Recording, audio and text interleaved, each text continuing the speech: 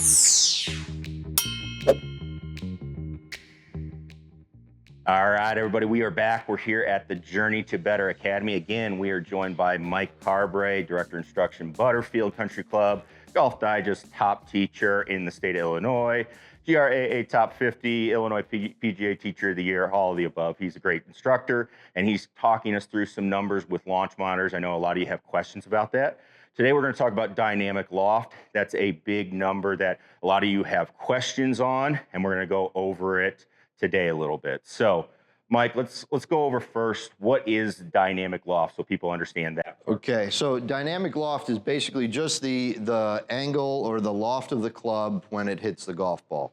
So in motion, club hits the ball, what is that angle? Right, and so that's different than static loft, which is what the club's built at, basically. Right. So Scott's got an 8-iron there. That's usually probably 38, 39 degrees when you address the club.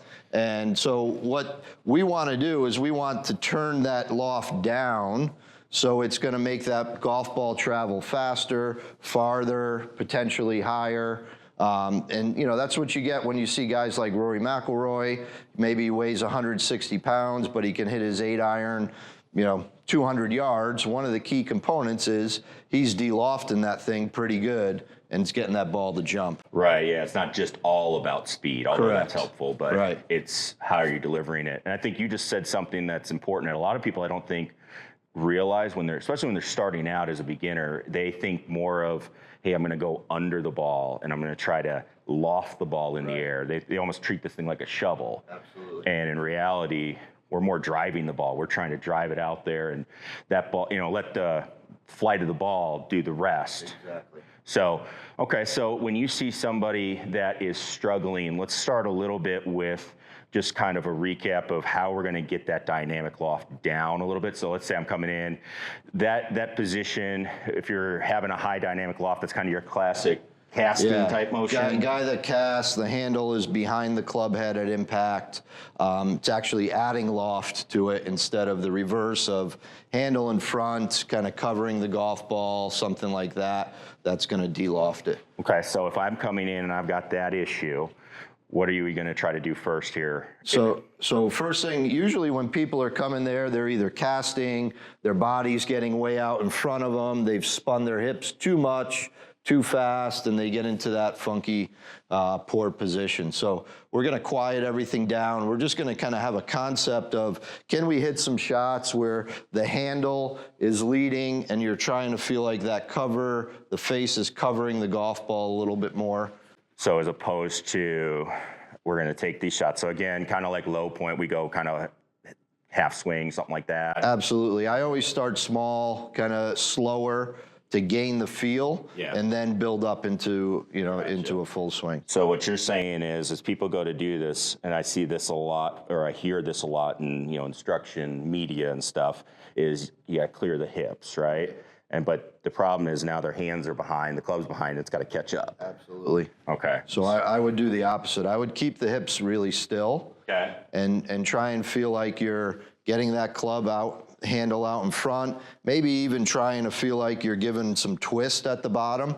You know, right now, if we hit some hooks or the ball's going left, I'm totally fine with that. Okay. I just want to see that dynamic loft number try and get down into the low 20s. Okay, let's see if we can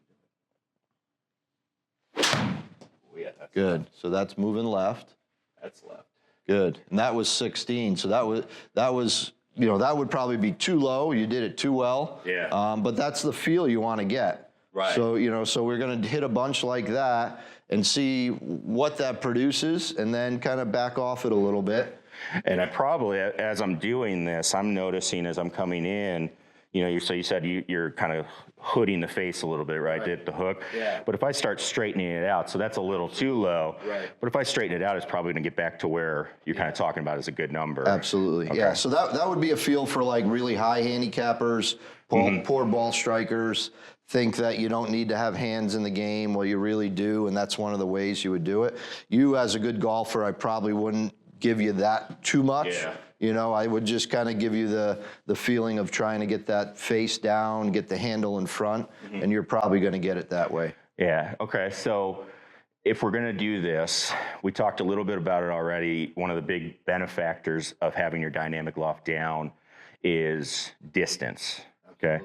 Are there any other benefits that people are going to see or should expect to see if they're going to get that dynamic loft down? Well, you're going to see, if you get the dynamic loft in a good position, you're going to see a common launch and a common height to your shot. That's one of the things you see with all good golfers, is they all kind of launch them the same way. They all apex the same, and you know, kind of come on a 45, 50-degree angle. So, so that's a bonus.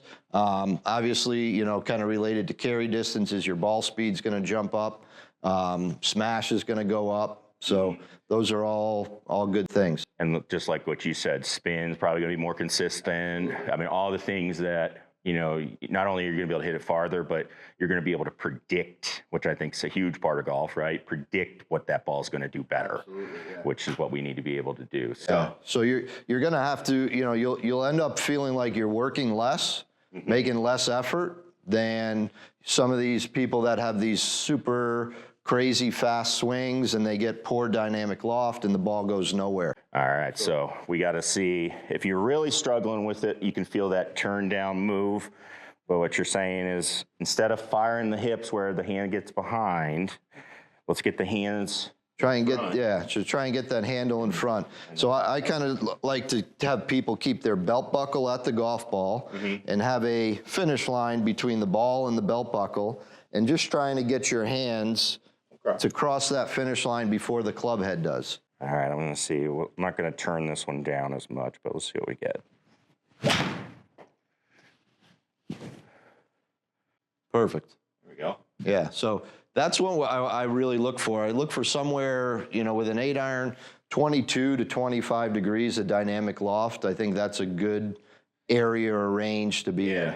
And, you know, obviously take a look at your clubs, go to your manufacturer and see what your clubs are built at. But, you know, what people don't realize is that's a good almost like 10 degrees lower, right, or more, depending on the club. And I don't think people realize that's how much we're trying to do this. You know, everybody's trying to loft it high and do all this other stuff, and you know, you're losing a lot of distance and control when you're doing that thing. So so if you want to improve your ball striking, dynamic loft is a number you should be focusing on and taking a look at, and try and get it into low 20s range with 7-iron, 8-iron.